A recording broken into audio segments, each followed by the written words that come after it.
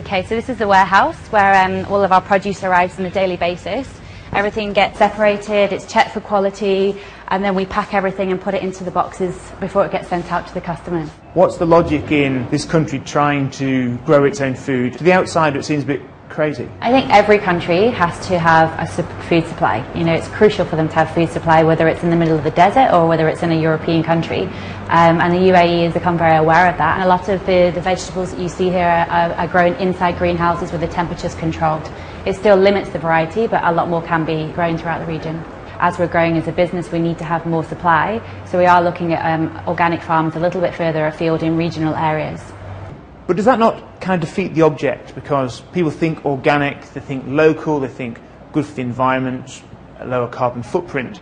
If you then start flying tomatoes in from Jordan or oranges from Egypt, what's the point? If you can't get supply here, you have to look further afield, and rather than going to the other side of the world, it's better to go as close as you can to another source.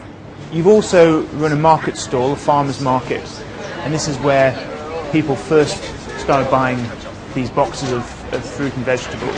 Is it purely marketing for the delivery? Is the home delivery business where you really make your money? There's a lot of people who miss the market scene in their home countries, so they like coming to the markets to kind of have that familiarity. It's a great place to showcase all of the beautiful fruits and vegetables. We built relationships with our customers, and it enabled us to understand the demand in the market for local organic produce.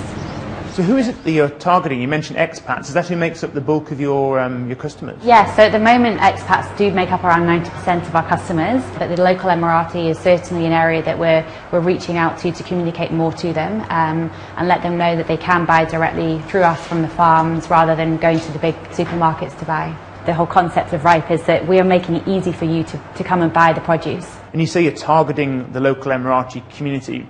Why does that make sense for your business? They buy in bigger volumes, but it's their country. So if anybody's going to support the local agriculture and support, you know, the food supply within the region, it would be Emiratis. Okay, well, it looks like some of your deliveries have just arrived, so we'll let them get on with it. And let's go and have a look at the shop which you've set up, which is also part of your business.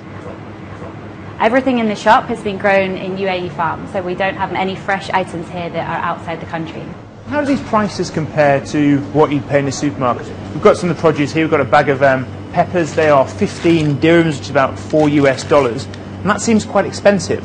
It is if it was non-organic, but if you compare to organic items, it's very reasonable. Obviously, we don't have any extra cost of air freighting or storage.